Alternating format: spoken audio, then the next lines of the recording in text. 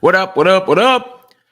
Back in full effect. Robert Lundberg show in the house. Rob, that's me. I'm not the show. Well, the show is me. So you get what I'm saying. Sometimes I just stall at the beginning of the program just to take you behind the curtains because I know there's like ad rolls and stuff. So I want people to be able to get the substance and not come in mid thought. Plus, I gather my own thoughts. But let's get going. Starting with the game last night, obviously the Indiana Fever fall to the Washington Mystics. Uh-oh. Uh-oh. And I've seen some various crash outs. I went on Correlation's space last night. Shout out to Correlation to hear the fans. And let me first say what I find encouraging. I find something very encouraging, which is that fans were invested, right? Like, fans were following the game. Fans were watching the game. It wasn't about anything else. It was about, or they weren't, it wasn't like I'm not watching because Caitlin isn't here. And hopefully we've put the other mess, which I did talk about yesterday, in the rear view. And we're back to basketball. And that to me was the most encouraging thing from the game last night, the Fever against the Mystics. Now, what is the most concerning thing? I got to be honest with you. I'm only concerned with one thing. That's Caitlin Clark's quad. The only thing about the Fever right now that concerns me is Caitlin Clark's quad. That's it. That's all. Because that's the season. That's the entire deal. That is everything. And I find it slightly amusing, or more than slightly amusing, that everyone crashed out when it was announced that Clark was hurt because they knew what it meant. And then everyone crashed out when what they knew it meant proved true. I mean, the Fever are not going to be contenders, maybe not a playoff team, probably not a playoff team without Caitlin Clark. She's that much of a change. She's that much of a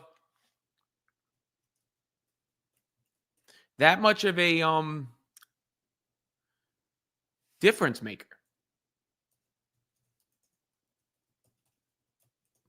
You're talking about the greatest offensive engine the team or the sport has ever seen. Somebody who changes the entire dynamics of the franchise and the team as a whole. And, the idea that they're going to run without Clark, I don't think that's a smart, first of all, we constantly, and I see it all the time, there's a lot of talk about like the Fever running and getting out in transition and blah, blah, blah. Well, Polish seltzer. Running and transition offense is always a best case scenario for any team. Like, there's never been a basketball team in the history of basketball that didn't find a better time in transition because you are going against a team that's not set. You've got them on their heels, all these things, right? Like, that's why, it's also hard to consistently do that because most teams are not going to allow you to just run the ball on them an entire game.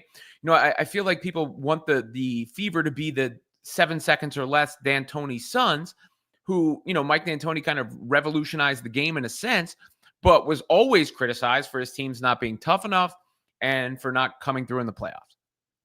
And that's why you have to be able to do both.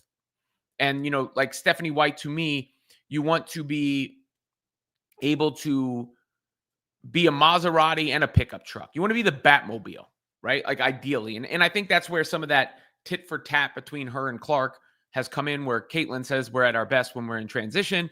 And Stephanie White says the best teams are going to take that away because they're going to pick her up above the break, pick her up full court. Stephanie White would know. She went against Caitlin Clark in the Fever last year as the opposition. And I think it's that happy medium because you want to be the Batmobile. You want to be able to fly down the road. You want to be able to off-road. right? And that's where you want to get, but none of that's relevant without Clark on the floor.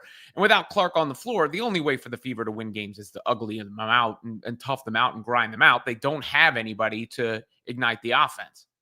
I mean, that's the biggest roster construction flaw I think you could point to, is a lack of a backup ball handler and point guard. They don't really grow on trees. Sydney Colson's just not good enough. And if she's playing 30-something minutes, it's going to be a problem. Just not capable in any facet of the game to shoulder that sort of burden. She's not a good enough post-entry passer. She's not good enough in transition. She's not a good enough scorer. She's not a good enough anything to play that many minutes. And there's not really another natural backup point guard. I mean, Sophie Cunningham has kind of been the de facto backup point guard at times. So, that's one thing. And they also played the Washington Mystics, who have been a pretty impressive team. The Mystics have played pretty well this year. They played teams tough. Kiki Iriafen looks way better than she did at USC to me. And Sonia Citron looks like she's going to be a better WNBA player than she was a college player as well. And the Mystics, they had the aces on the ropes. Probably should have won that game. And they're 3-3 on the season.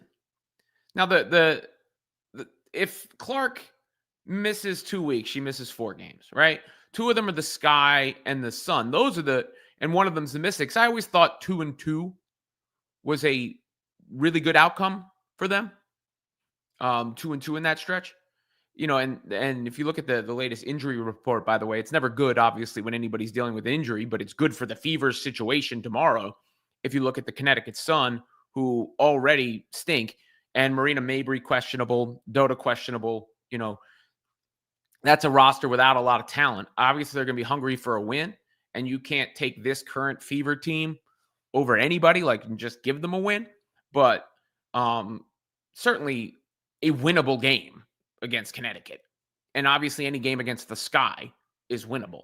And it's not like they can't beat the Mystics either. I think the bright side of it was DeWanna Bonner finally broke out a little bit offensively. That was a good takeaway. Aaliyah Boston, I thought, played well. They just couldn't get her the basketball. But DeWanna Bonner playing well. And by the way, there's an article on that, Indiana Fever on SI, in the description. Shout out to the new writer, Lou Orlando, has done a great job since coming on board, trying to help, broaden up the basketball coverage. So check that out in the description. But the downsides to me are just not that tremendous. And you also look at Stephanie White's gotten a lot of criticism. I already think Stephanie White has done something Christy Sides didn't do all last year, and that's stand up for her players and her team against the officiating. I mean, the most significant thing Stephanie White has done this year is what she did after the Liberty game, where she took a hardline stance and said they're disrespected and it's egregious and all that. And she's trying to plant those seeds to help the team going forward and help Clark going forward. So overall, the record's doesn't really matter that much at this point. Remember where the Fever were last year at this time? We were talking about whether they can get the number 1 pick in the draft. What were they, 1-9? Something like that. They've already got twice as many wins than they did last year through the first 10 games of the season, and they've only played 5. Sorry, they were 1-8. 2-9, 3-10. The record's not that important right now. It's where they're tracking. And when you look at the overall statistics, by the way, going into last night, the Fever were number 2 in the WNBA in net rating, which means by the stats, they were the second best team in the league to the Liberty. And you could say, well, that's inflated by the Sky game. The Liberty also played the Sky. So, for all the, and I'm not saying it was a perfect, beautiful work of art before yesterday, but certainly the returns did not indicate that this was a team in disarray or not heading in the right direction. And, they didn't have Clark. So who's not gonna, who's gonna overreact to that, I guess, is what I would say. Let me know your thoughts. Member chats, super chats, go first as always. Again, takeaways for me, not too many, to be quite frank with you. Like, I don't have too many big, broad takeaways from the game because this is a team based around Caitlin Clark and she didn't play. I would say number one on the downside is just like Sydney Colson is not good enough to play 31 minutes and for it to be a competitive team against real teams. Number two, Kelsey Mitchell has struggled to start the season. That's something to watch, especially because Kelsey has to get it going offensively because she's too much of an issue on the defensive end due to her size. So you need her offense to outweigh that. Aaliyah Boston continues to play fantastic. I thought she was fantastic yesterday, really. No one could get her the ball. She only got 5 shots, but 7 boards, 4 assists, 2 steals, 3 blocks, up and down the line. DeWanna Bonner busting out of the early season slump. That's a big positive. Lexi Hull continues to play well. Beyond that, it's on the Mystics side. That's a nice, fun, up-and-coming team. Some big-time rookies. And if they had Georgia Amore, I think, we'd be looking at something different. Or we were already looking at something different when it comes to the Mystics, looking at something even more promising for this season for them. Please like and subscribe to the channel. Give me those thumbs up, all those things that, of course, help out. And let me get to the super chats, starting with my guy, Kevin. The absence of CC should boost her MVP case because the Fever are struggling. Well, both yes and no, right? Like, yes, it emphasizes how much more she's the MVP, but she's literally providing no value in the games that she doesn't play.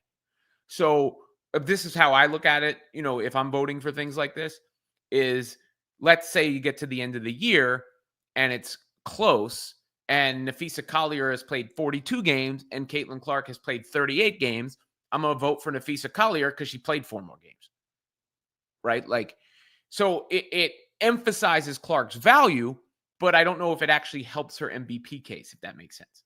I think it hurts her MVP case, but it emphasizes how much she's the MVP. It's like a catch-22. There you go. But the biggest silver lining probably is this. Like, let's say the Fever had won last night. You don't think the Cheryl Swoops of the world would be touting how they're a full team and all this stuff, just at the expense of. I know Fever fans want the Fever to win, regardless of whether Caitlin Clark's in the lineup or not. You don't root against your team. But if there's one bright side from a narrative standpoint is people won't be able to like weaponize it against her and them. Ghost of Geralta says AB with 5 shots total, White self-sabotaging Fever. No, you watch the game, like the other team is not stupid, right? Like they understand, first of all, the amount of defensive attention that Caitlin Clark draws is extraordinary. And now you don't have to allocate those resources to her on defense. Where are they going to go? Aaliyah Boston, that's going to be option 1. First of all, there's nobody to run pick and roll with Aaliyah Boston. There's nobody to run a 2-man game, 2-woman game, I guess I should say, with Aaliyah Boston, but you get the point. And that is the, one of the issues in losing Clark. But you can't, like, the other team's doubling her, keeping the ball out of her hands. And that's why I was so pissed at Colson on one play, because there was one play where AB had her defender sealed and Colson didn't get her the ball on a simple post entry pass. And I was lost my mind. I was like, come on, you got to get her the ball then when she does have the advantage, because it's going to be a lot tougher. But there's just like no way to force feed her the ball when this is the same thing with it's kind of similar, guys, to when you guys always talk about like, you got to run. The other team knows what you want to do and knows what you do best. They ain't just going to sit back and let you do it. So, no, I don't think it was self-sabotage at all. Nikki Hartman, do you think there's any chance CC plays at United Center, even limited minutes? I mean, they said she's out at least 2 weeks. I'm taking that at face value.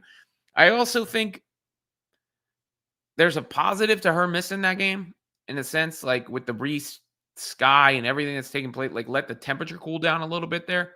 I mean, Clark wants to be in the lineup for anything, but I don't think it's the end of the world if she misses that game.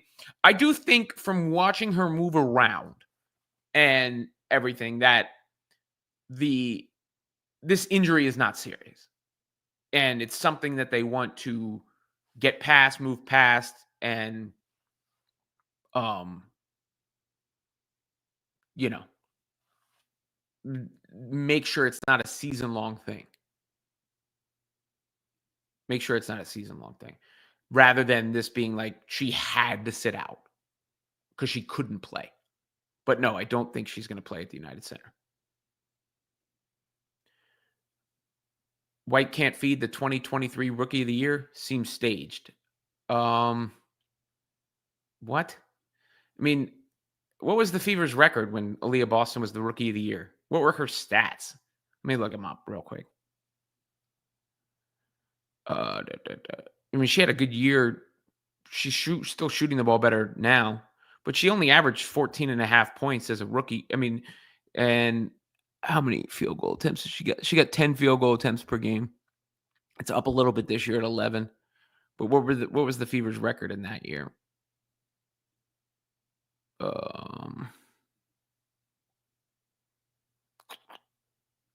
They were 13-27. So, no, I don't think it's that easy to just feed Aaliyah Boston or necessarily even that effective. You know, Aaliyah Boston's affecting the game in multiple ways.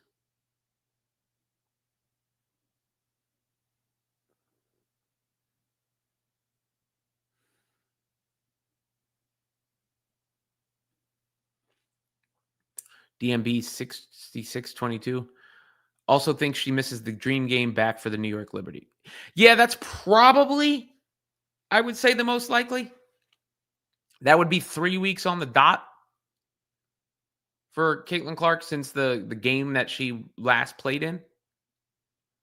The dream game is Tuesday. So essentially the Sky game makes 2 weeks since her injury or since she missed. So you can never rule anything out. But yeah, to me, since there's only one game between that and the Liberty game, that would be my guess also. That she winds up missing 5 games and returning for the Liberty game. If not for that Liberty game, for the Sun game the following Tuesday. So that would be another 3 days off before they have a stretch of games where they're playing again. But I agree with you. I think that's probably the most likely scenario.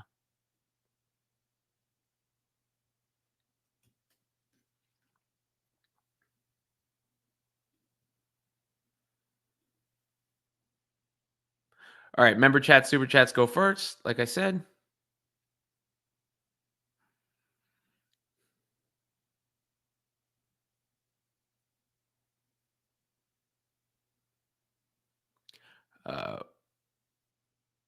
Who do we got here?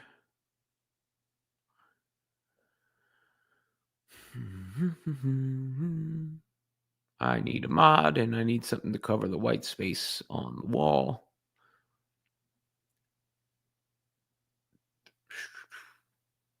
Looking for... Cece doesn't look good, Ernesto. She looks like she's moving around fine to me. He says, good afternoon, Robin, in the chat. But that's, a member chat, so one incentive to... I saw another one. Where was Athena's chat in here? Ooh. Maybe plays limited minutes against the Dream to prep for the Liberty. Possibly. Look, we all want Caitlin back as soon as possible, right? The team wants Caitlin back as soon as possible. The sport should want Caitlin back as soon as possible. I don't think, anyone can say otherwise. But you also got to make sure she doesn't rush back to the point where we deal with this again and there's a setback. I mean, I think that's the most important thing. It's a short season, but it's a long season at the same time.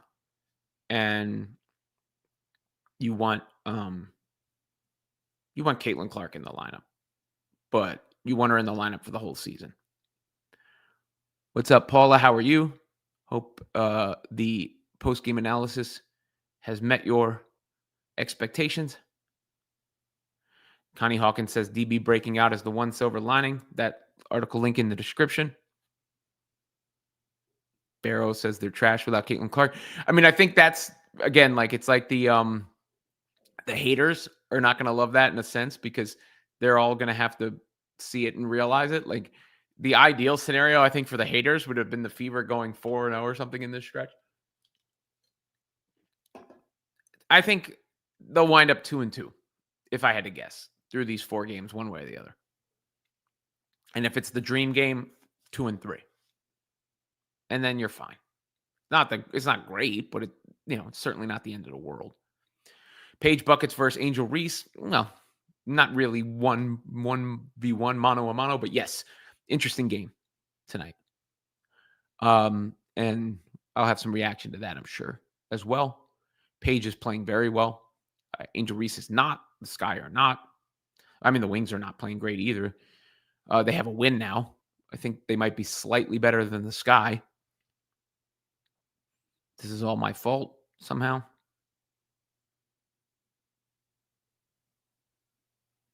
Sorry for the role that I played, that you say I played. Yeah. But I don't know what I had to do with it. Just a kid from Brooklyn for a league where traveling is a regular occurrence. The multitude of traveling calls on Howard was ridiculous. I thought otherwise she was solid. She needs more minutes. Yeah, she didn't play very much. That was an interesting little wrinkle that I didn't touch on. Natasha Howard played 17 minutes. She did have 5 turnovers in 17 minutes. Maybe that was part of it. I don't know. But from a production standpoint, 11.6 boards in that 17 minutes. Doug 71, 22 in street clothes, yelling at the refs isn't a good look. I mean, that's like almost a bit at this point. I don't know if she was yelling at them as much as talking to them.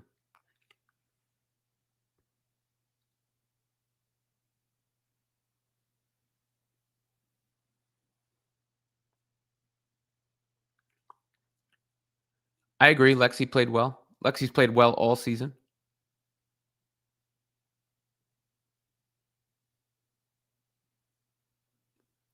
Kevin Zwicker says, as long as CC is healthy, the Fever will be all right. Half the league makes the playoffs. Yeah, you just want to avoid, I think, the 7th or 8th seed, really more than anything else. Well, I mean, look, you get in however you can get in, but as long as you can ideally stay out of 7 or 8, it doesn't really make a difference, I don't think. Just so you don't have to play the Liberty or the Lynx in the first round.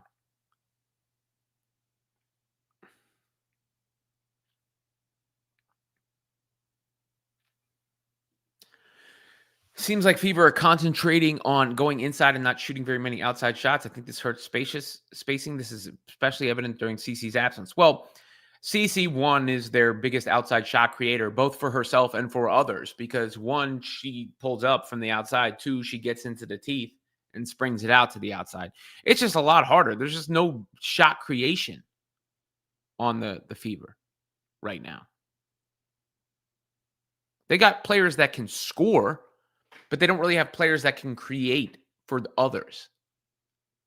Kelsey Mitchell is probably the only player who can even create for herself off the dribble.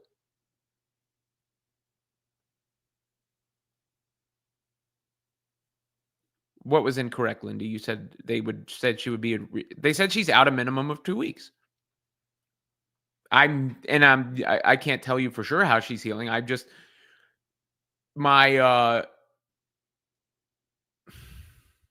what's the word I want to use? I don't even know if it's informed speculation because I don't know how I'm not informed. My speculation is that she's not that injured, or else she wouldn't be moving around, traveling, all that stuff. You know, I if I had to guess, it's a grade 1 strain, which is typically a 1 to 2 week recovery time, and they're putting the 2 weeks on it to make sure it's done and in the rear view. That's my guess. I don't know that for a fact. But I would say the way she's moving around is encouraging. Katie appreciates my optimism. And Lindy, I never said I was a doctor. I did minor in kinesiology at college. I have been to physical therapy many, many, many, many, many, many times due to various injuries. I played a lot of sports. I did not diagnose her. I just said what I think from, generally, like if you see somebody grab at the leg, it's like, uh-oh, she didn't do that. She self-reported it to the team. So there's a lot of signs that tell you it's, I feel like it's something she's been battling through, and she decided it wasn't worth trying to battle through anymore. And they decided it was worth fixing now and getting out of the way. And they had a great pocket of the schedule to do it. That's that's my read on the situation. I'm not stating that as fact. And I certainly have no medical degree, and I have not examined Caitlin Clark. Tony says, Robin, the way you speak about Cheryl Swoops, you forget she was one of the greatest to ever do it. No, I don't. I don't know how one is related to the other. They have nothing to do with one another. It's like if I were to criticize Shaq for not knowing anything about random players he talks about all the time. I mean, Cheryl Swoops that's her own fault that she made a habit of hating on Caitlin Clark all last year. Doesn't take away from her being an all-time great player, but it also doesn't mean I can't talk about what she said. They have nothing to do with one another. In fact, I said all last year I didn't like it because it made people think of her that way rather than thinking of her all-time, great career. I think she had the first shoe deal. I mean, lots of great things from Cheryl Swoops' past and career.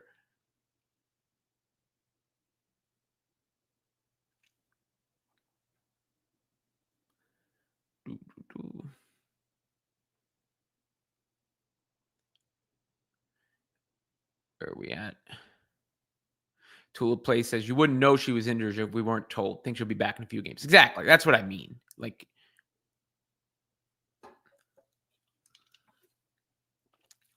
that I can't say I know for sure, but that's what I mean. Matthew's Music says, good day. What's up, Matthew? Photographer.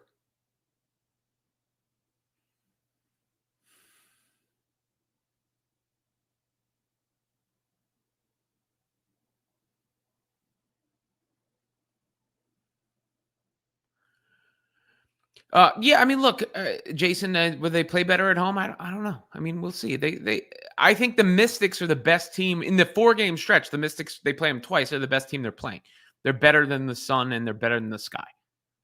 So, and are the Fever incapable of beating the Mystics? No, they're certainly not incapable of beating the Mystics, even without Caitlin Clark. So that's why I say, like, I think they'll go 2-2. On this 4-game stretch. If it extends through the Atlanta game, 2-3. And then what does that put them at? That's 2 more wins. That would make them 4 and they have 3 losses now. 4-6.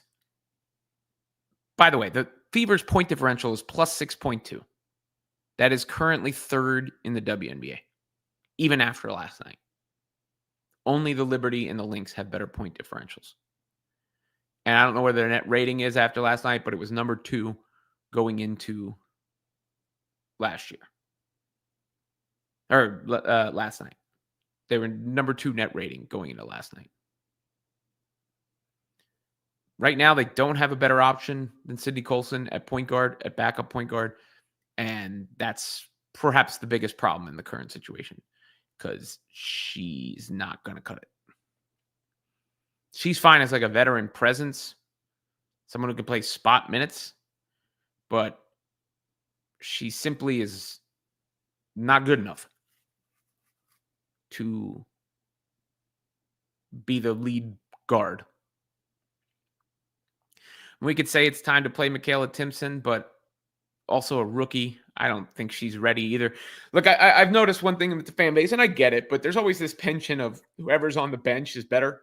It's like the backup quarterback in the NFL. Like you're always looking for the backup quarterback. Last year, everybody was always talking about Grace Berger. Grace Berger's now been waived by the Fever, was waived by the Lynx. Last year, everybody was talking about Celeste Taylor. Celeste Taylor was waived by the Fever. I think she's been waived by 2 other teams. I even had in the spaces I was in last night, they were talking about Sundell. Sundell was just waived. Like, if these players generally, most of these coaches have some idea of what they're doing. And if the coaches and the organizations, not to say everybody's always in the best situation, some people find themselves in a better situation later. You don't give up on somebody's career or say they're hopeless. But for the most part, players that aren't playing at all or are cut from rosters, there's a reason for it. Brett Atwood, LA Sparks legend Candace Parker, and Chicago Sky. Chicago Sky's retiring her jersey as well. I hope she can't play Sky next, as things do need to chill a bit. Well, whether she can't or not, they said 2 weeks, so I'm just assuming that's she'll be out for that game. I'm assuming. I guess that would be 2 weeks since the Liberty game, so technically they maybe could work around it, but I am under the assumption she's not playing in that game. People just like Timpson, so we want to see her play. She seems nice, has crazy reach, and is calm. Yeah, look, I wouldn't mind getting a look at Michaela Timpson. I just don't think it's changing the dynamics of what we saw. QB off the bench in New England begs to differ. He was better. Yes, there are exceptions. I remember. Hell, you want to know a story about that? Not only have I interviewed Tom Brady twice, but with Around the Horn having come to an end recently, I remember vividly being in the studio for this. And at the time, Max Kellerman, who was the host of Around the Horn, I was there when Max was the host mainly. I was also there when Tony Reali filled in for Max when Max couldn't make the show one day. And I went to Tony's apartment to get his suit so that he could be on TV because he was stat boy on PTI and he at least had an on-screen presence. So that made him the most apt to fill in. And I remember Max saying, Tom Brady was better than Drew Bledsoe. And one of the suits at the time was like, you can't say that on TV.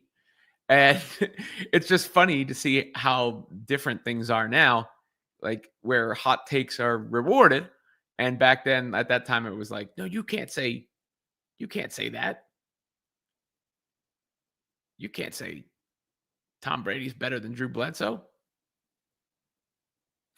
Is it possible to have Bree January as a Fever player? She's helping. The defense is already better than last year. It wasn't great last night, but it's already better than last year.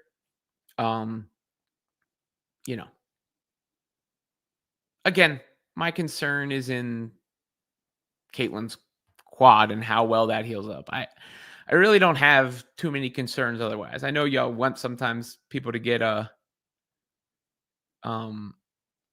riled up or emotion or and look, I'll reserve it and I will. I don't hold back my opinions either. But I'm impressed by what Stephanie White did about the refs. I think that's already a big step up from last year in Christie's sides. I think with a bunch of new pieces, the early returns were actually pretty encouraging for the Fever. They lost 2 games by a combined 3 points. Those games could have gone either way. They had the second best net rating in the league through 4 games. And of course, they were not going to look like nearly the same team without Caitlin Clark. I mean, we're all here because of Caitlin Clark, right? You all are in this chat because of Caitlin Clark. I am talking to you all because of Caitlin Clark. So, And the reason for that is Caitlin Clark's basketball abilities. There are other aspects to it, but the like central rooted fundamental reason for it is Caitlin Clark's basketball abilities. So they're going to miss her on the basketball court. That's pretty much all there is to it. Luckily, they got the Connecticut Sun coming up next and the Chicago Sky, right? It's in that order. No, the Chicago Sky's last. They got the Mystics again before the Sky, right? And then the Dream, like, guys, I think the Dream are one of the best teams in the league from what I've seen. I'd put them in the top 4. I think, to me, the 4 best teams in the league are New York, Minnesota, Indiana, and Atlanta. Maybe the Mercury have a case. But regardless, it's that group of teams. So there's really no reason when 2 of the losses at full strength have come to 2 of the top 4 teams by a combined 3 points. And then the other losses after, goes to Geraldus. If White can't feed the post, she's incompetent. Well, White's not the one out there feeding the post. And also, I don't think feeding the post is generally a good offense. I think I'd rather, Aaliyah Boston making plays with her passing is going to leverage things a little bit better than just trying to force feed the block. Because then they're going to swarm, and then they're going to get turnovers. And I don't like, and also they're going to double Aaliyah Boston, which is going to make it tough. So I don't really, especially with a team like that had Iriafen inside, that wasn't my big takeaway. I assumed Aaliyah's shot attempts would go down. I thought Aaliyah played very well. I think Aaliyah's been terrific to start the season. They don't have a lead guard either. Those 2 things go hand in hand. But I don't know if the result would have been any different had they force-fed Aaliyah Boston the ball with her back to the basket and 2 defenders on her. Let's not forget 4-0 had we hit 2 extra shots prior to last night.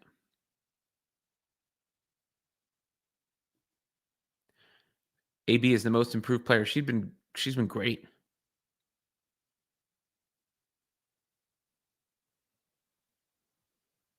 She's been great.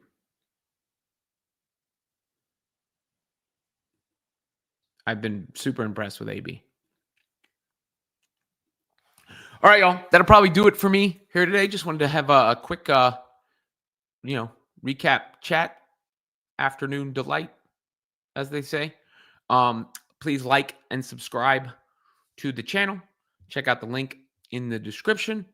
And until the next one, I bid you a yeet.